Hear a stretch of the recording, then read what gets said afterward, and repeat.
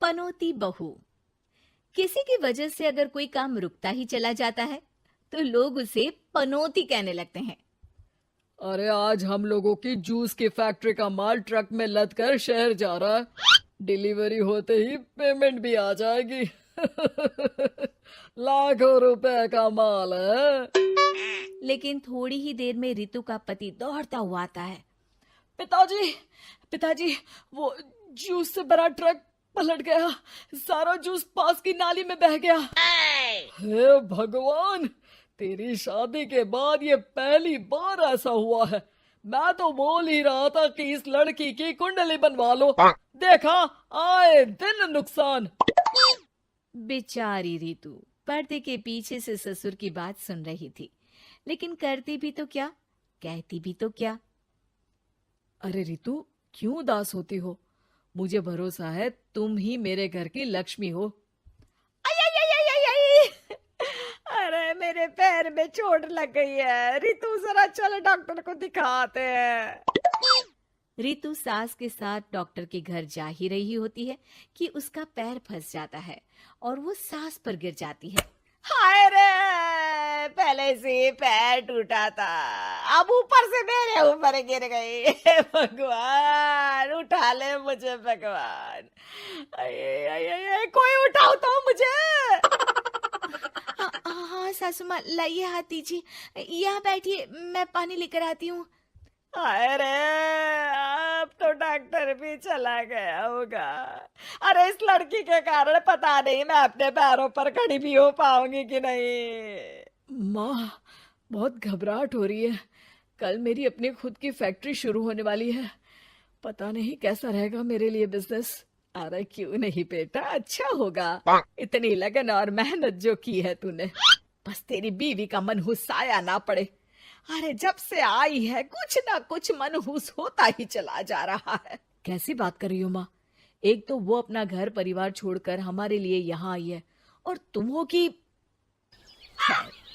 दिन बीतते हैं और एक दिन। निकल इस घर से, मैं कहती हूँ निकल। जब से यह लड़की मेरे घर की बहू बनी है, हर जगह घाटा, हर जगह नुकसान। कभी सास का पैर टूट रहा है तो कभी जूस का ट्रक ही गिर जा रहा है। अरे अब तो हद ही हो गई।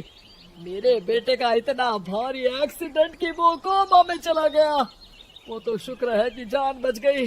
नहीं नहीं, हम ऐसी लड़की को अपने घर में रख ही नहीं सकते। अब तो रितु को भी लगने लगता है कि वो मनहूस है।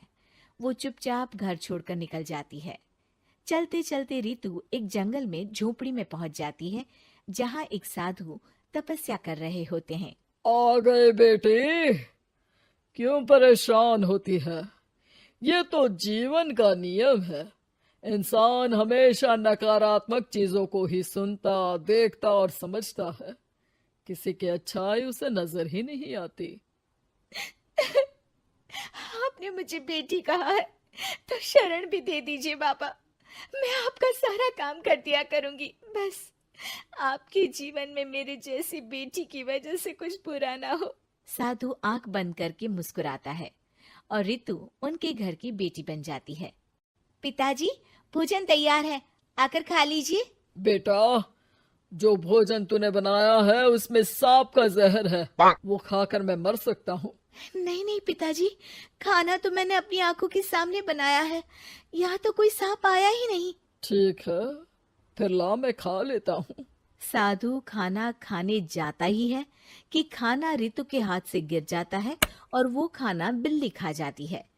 बिल्ली उस खाने को खाती ही मर जाती है। नहीं पिताजी, मैंने खाने में जहर नहीं मिलाया। मुझे इस बात का पता नहीं पिताजी। मैं ये बात जानता हूँ। खाने में जहर का मिलना और इस खाने का गिरना, ये तो पहले से ही तय था।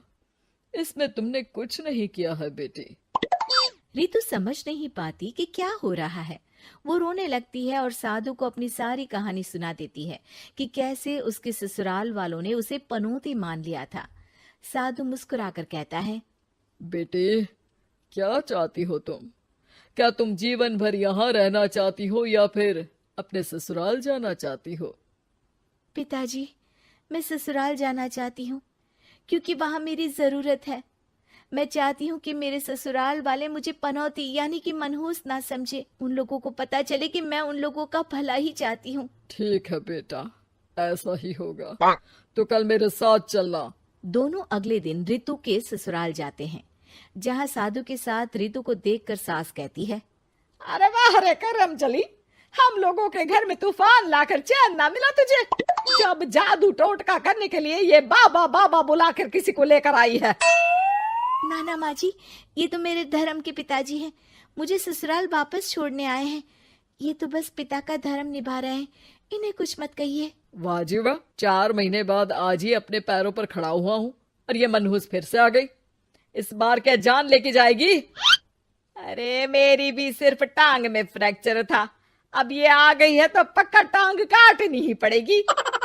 हे भगवान, पिछली बार तो जूस का पूरा ट्रक ही पलट गया था, इस बार तो पक्का फैक्ट्री में ताला ही लग जाएगा। रितु के नए साधु पिता सबकी बात गौर से सुन रहे थे। फिर वो बोल पड़ते हैं, मैं आप लोगों को कुछ दिखाना चाहता हूँ। वो साथ में गोला लाए थे। उस गोला में वो सबको कुछ दिखाते हैं। वो दिन दिखाते हैं जब जूस से भरा ट्रक गिरता है। पास के कुछ जानवर उस गिरे जूस को पीते हैं और वहीं मर जाते हैं। देखो, इस जूस में तुम्हारे फैक्ट्री के मैनेजर ने जहर डाला था। अच्छा हुआ वो ट्रक गिरा, वरना पूरा परिवार जीवन भर के लिए जेल में होता। हे भगवान, तब तो न जाने कितने लोगों की मौत हो जाती इस जूस को पीकर।